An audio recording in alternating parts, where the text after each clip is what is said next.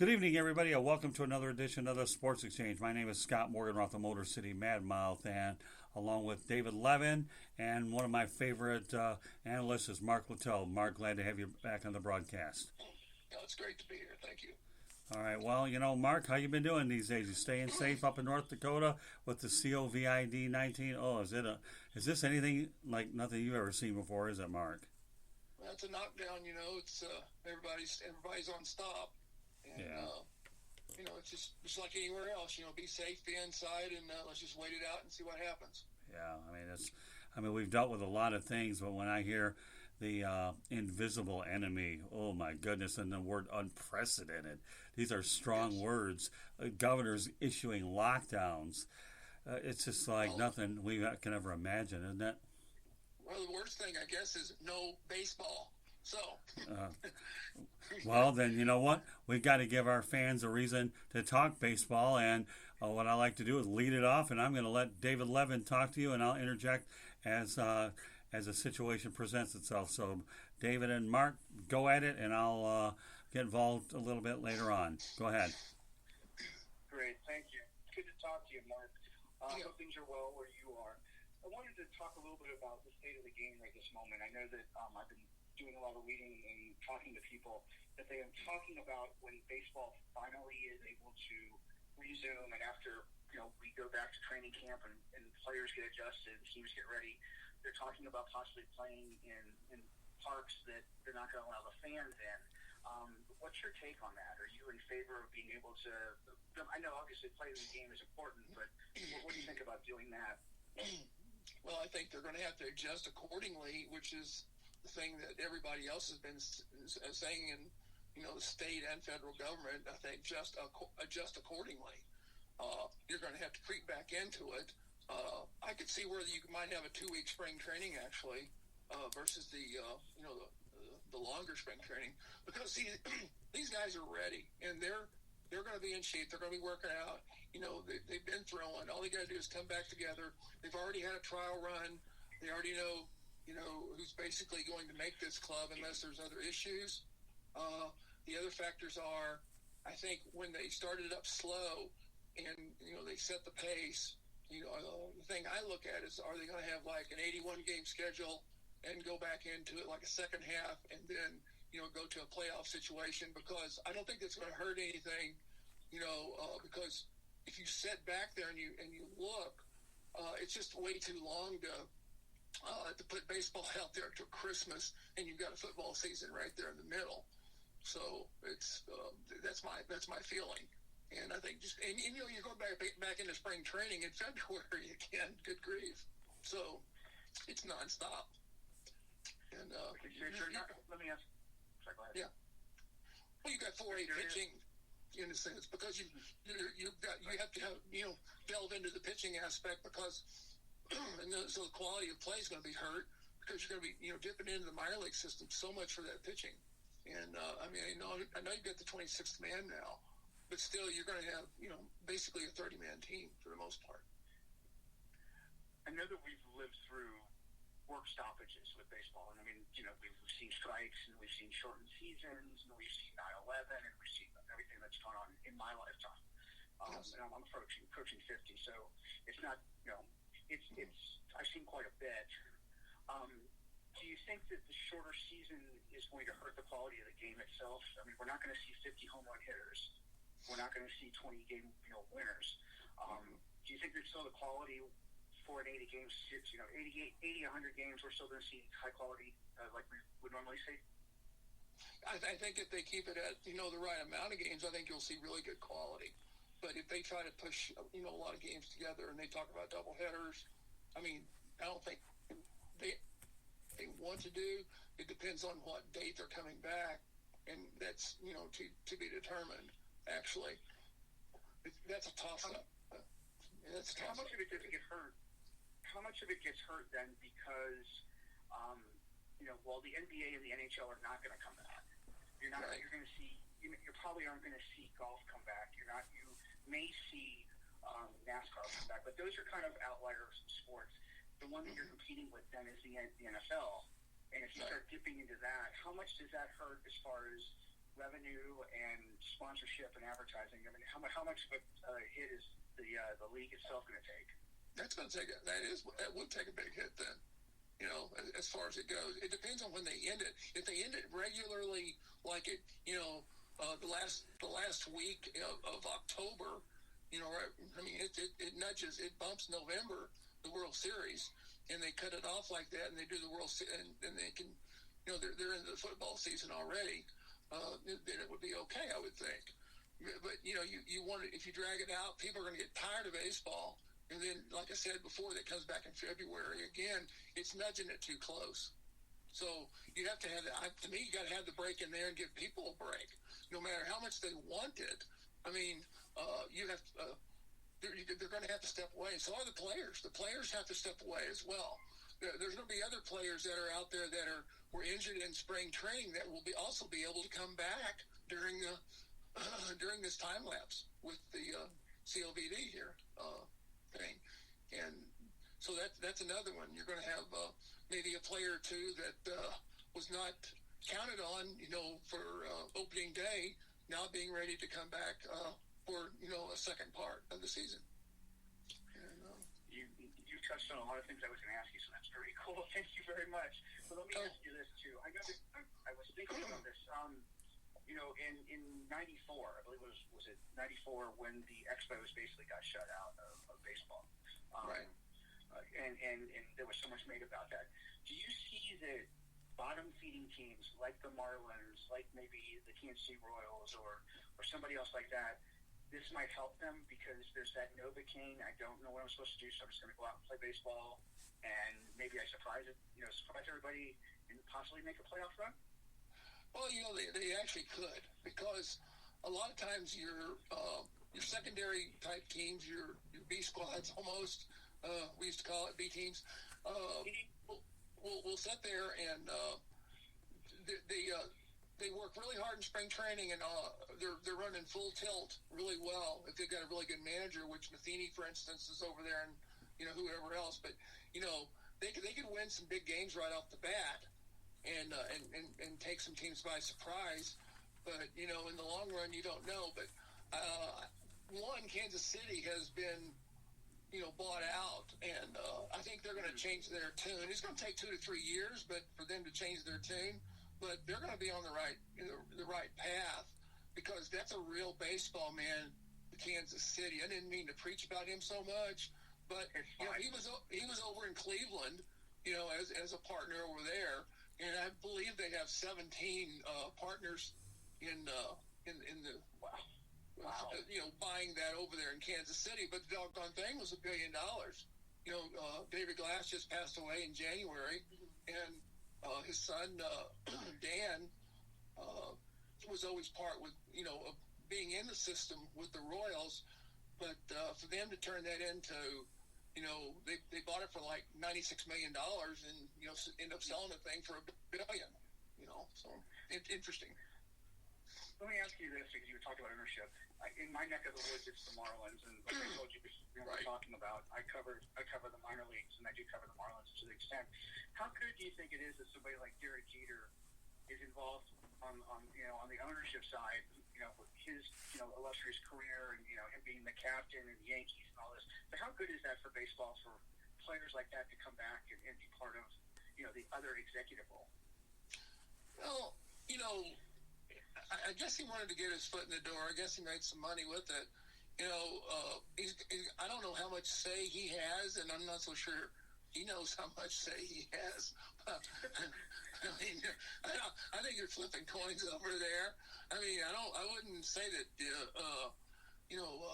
Derek Jeter came out of the school of finance somewhere and said, he's got all the answers to, millions of dollars of baseball and things of that nature. As far as putting him up there as a, propping him up on the side of the pool, he looks pretty good, But he's still the face of the franchise right now, so I get sure what he you're is. saying. And I had a chance to meet him finally, which was a thrill. And it was being 48, feeling like I'm a 12-year-old kid was really cool. Sure. So let's talk a little bit about your playing days in baseball. I read up on you in your time in the '70s and whatnot. What is comparison of the way you played the game back when you were in the majors as opposed to what it is now. How much dynamic? I know that players are bigger and stronger and they hit the ball harder and they're faster, but what are the nuances that maybe are the same? They break. They fall apart quicker. So they break. So it's pretty simple. They might be bigger, stronger, faster maybe, but they also break quickly and they don't return very quickly. So, and we took the ball because it was a different time zone. So, because you just took the ball. You didn't say, I have a fingernail off here. Can I go on the two-way, DL? I'm sorry, IL now. I'm sorry.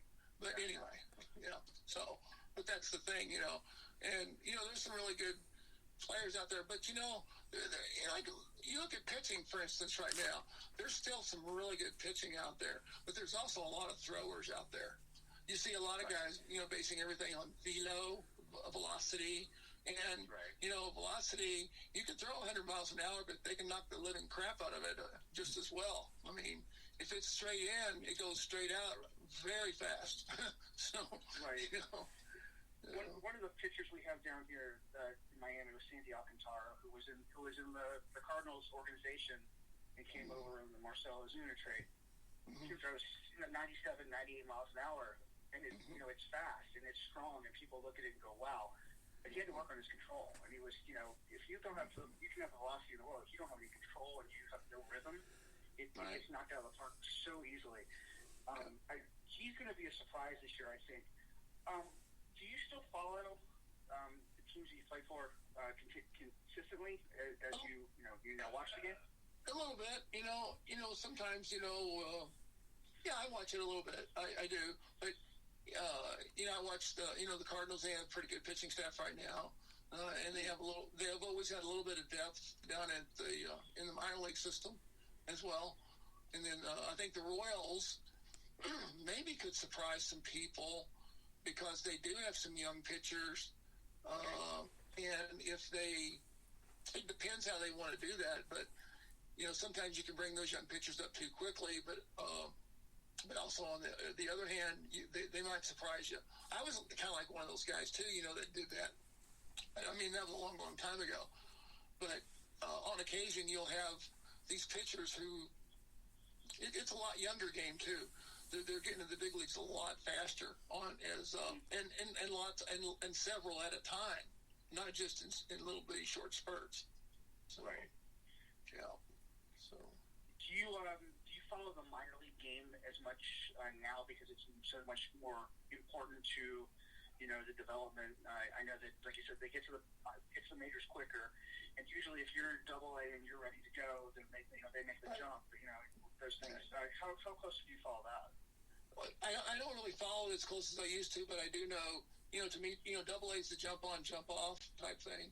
Right. And or high A ball, really, in a sense, is jump on, jump off. You make it to Double A, you've got a real good shot. Especially if you're young and up and coming, and you've got the talent. That's you can jump right into the big leagues pretty quick, and totally miss Triple A. But it's you sit there and you look at Double A systems. Those are very important. The rookie ball to me and the Double A systems are very important.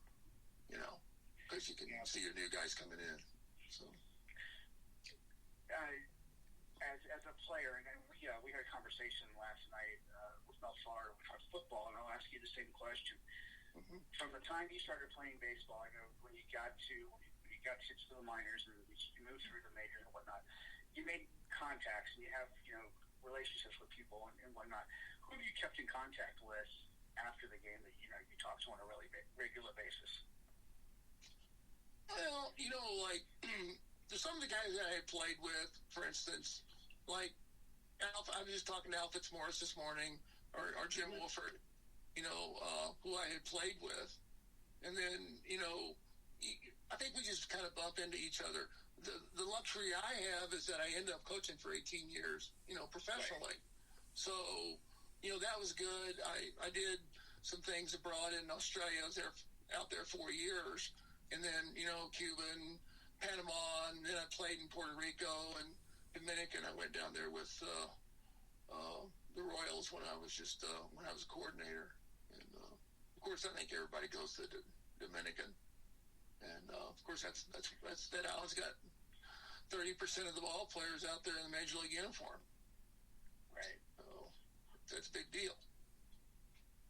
As you look back on your career, I'm sorry, I thought you stopped. I apologize. Go ahead. No, it's fine. It is a big deal because you sit out there and you look at the Latino players and you know what they're doing differently. I think the biggest thing about the Latino players is you have a shortage of the All-American baseball player that uses the Xbox, so that's an issue. But once it gets over to the islands over there, you'll probably even it out a little bit, and they'll lose some players once they see what Xbox is all about. And that's fantastic. I love that. That might have been the greatest quote of the night. It is true. I'll tell you a quick story. My son is left-handed. Okay? Yes. And I was so excited when I found out he was left-handed. He's in kindergarten. He's a lefty, and right. I put a baseball in his hand immediately. Sure. And, I took him to T-ball and whatnot. He played for a couple seasons. He didn't like it. And he goes, "Why do you want me to play baseball so much?" I said, "Because left-handers make lots of money in pitching." And he didn't understand it. It's a smart kid if he understands that. It's a smart. Yeah, exactly. But he's 20 right now. But when he turns 16, he goes, "You should have taught me to pitch." He fully understood it.